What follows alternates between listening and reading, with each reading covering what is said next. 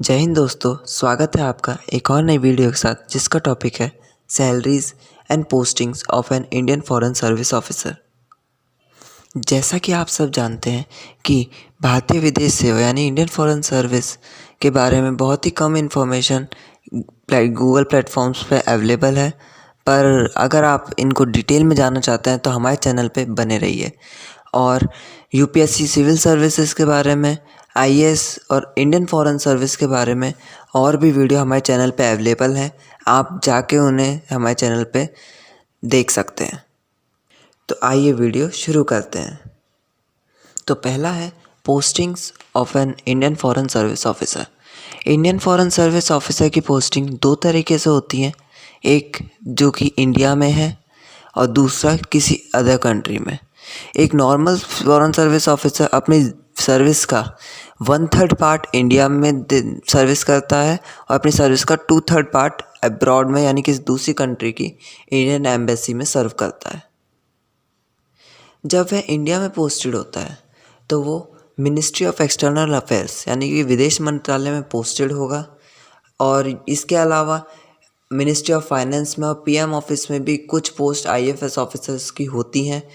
और हर एक स्टेट के डिविजनल पासपोर्ट ऑफिस को जो हेड करता है वो भी एक आईएफएस ऑफिसर ही होता है।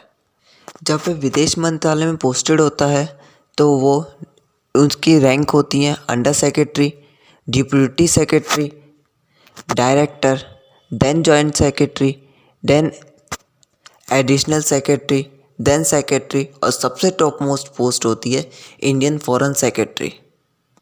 और जब वह आईएफएस ऑफिसर किसी विदेश इंडियन एम्बेसी में पोस्टेड होता है तब वह सबसे पहले 3rd सेक्रेटरी यानी कि एक लैंग्वेज ट्रेनिंग के रूप में जाता है। उसके बाद जैसे ही उसकी लैंग्वेज की ट्रेनिंग कंप्लीट होती है, वो सर्विस में कंफर्म होता है, तो उसको 2nd सेक्रेटरी में प्रमोट कर दिया जाता है। उसके बाद 1st सेक्रेटरी, उसके बाद काउंसलर, फिर चीफ काउंसलर, फिर डिप्यूटी चीफ ऑफ मिशन और सबसे बड़ी पोस्ट जो कि फॉरेन लैंड में होती है इंडियन एम्बेसडर की पोस्ट उसे मिलती है। जनरली एक आईएफएस ऑफिसर को अपने करियर के 18 से 20 साल में एम्बेसडर की पोस्ट मिल जाती है। इसके बाद बात करते हैं salary of an Indian foreign service officer. जब वह Indian foreign service officer India में पोस्टेड होता है तो उसको और ही सिविल सर्वेंट्स की तरह सेम सैलरी दी जाती है जो कि बेसिक पे होती है, प्लस में डेयरनेस अलाउंस होता है डीए। इसके अलावा उसको एचआरए और ट्रैवलिंग अलाउंस भी मिलता है। जो एक आईएफएस ऑफिसर को जो सैलरी मिलती है वो लगभग स्टार्टिंग में 56,100 रुपये मिलती है। पर यहीं अगर वो आईएफएस ऑफिसर फॉरेन लैंड में पोस्टेड है तो उसको बेसिक सैलरी के साथ फॉरेन अलाउंस मिलता है।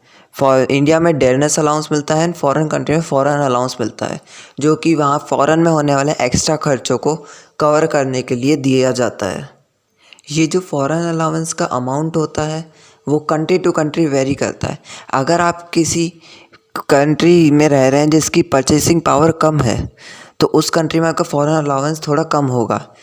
जैसे कि नॉर्मल सी बात है, अगर आप किसी अफ्रीकन कंट्री में तो वहाँ फॉरेन अलाउंस कम होगा, और अगर आप किसी यूरोपियन कंट्री में जाते हैं तो वहाँ फॉरेन अलाउंस थोड़ा सा ज़्यादा होगा क्योंकि वहाँ पे एक्सपेंडिचर भी आपका ज़्यादा होगा।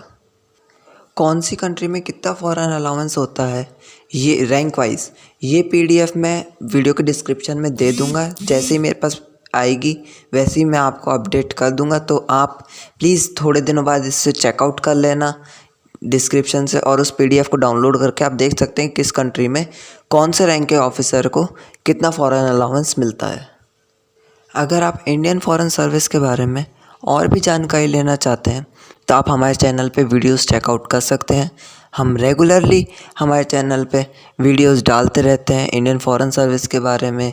आपके अगर कोई क्वेश्चंस हो तो आप हमको कमेंट सेक्शन में भी पूछ सकते हैं, और वीडियोस को जितना हो सके उतना शेयर कीजिए, अपने दोस्तों को भेजिए और चैनल को सब्सक्राइब कीजिए। Thank you.